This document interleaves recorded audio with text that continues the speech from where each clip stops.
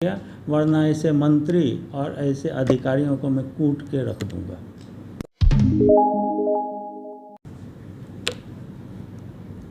आज लगभग 12 बजे मुझे सूचना मिली कि सिविल सर्जन कार्यालय सरायकेला से एक कमेटी जांच के लिए आई है।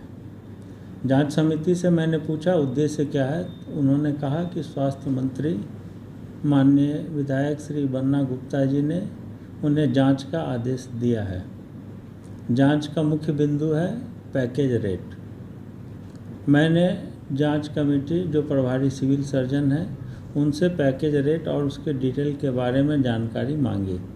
मैंने उनसे पूछा कि इस पैकेज रेट में किस प्रोटोकॉल के आधार पर रेट तय किया गया है, किस दवाई के आधार पर तय किया गया है, किस सामान पर तय किया गया और कितना ऑक्सीजन लेवल पर तय किया गया है। किसी भी पैकेज रेट का निर्धारण उसके वास्तविक मूल्य के आधार पर ही होता है।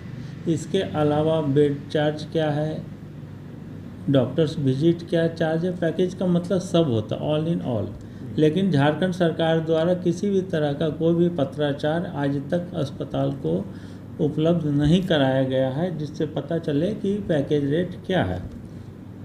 मैंने कमेटी के सदस्यों को कहा कि आपके पास जो सूचना उपलब्ध है या जो सूची उपलब्ध है कि पैकेज रेट में क्या क्या चीज़ें हैं वो उपलब्ध कराई जाए।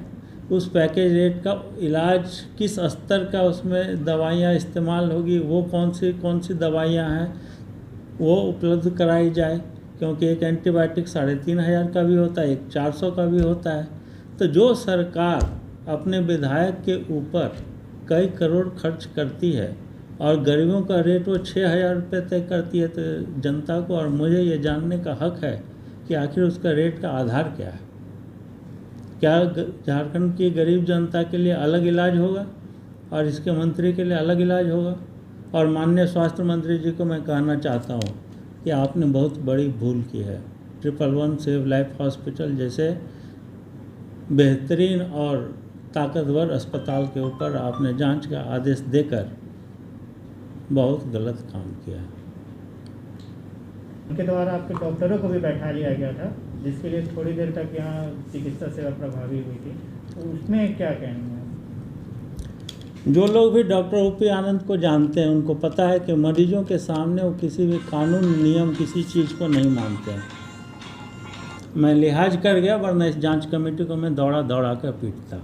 मेरे 7 मरीज कोविड के हैं और 2 वेंटिलेटर पर हैं, इसलिए मैं लिहाज करके छोड़ गया, वरना ऐसे मंत्री और ऐसे अधिकारियों को मैं कूट के रख दूंगा।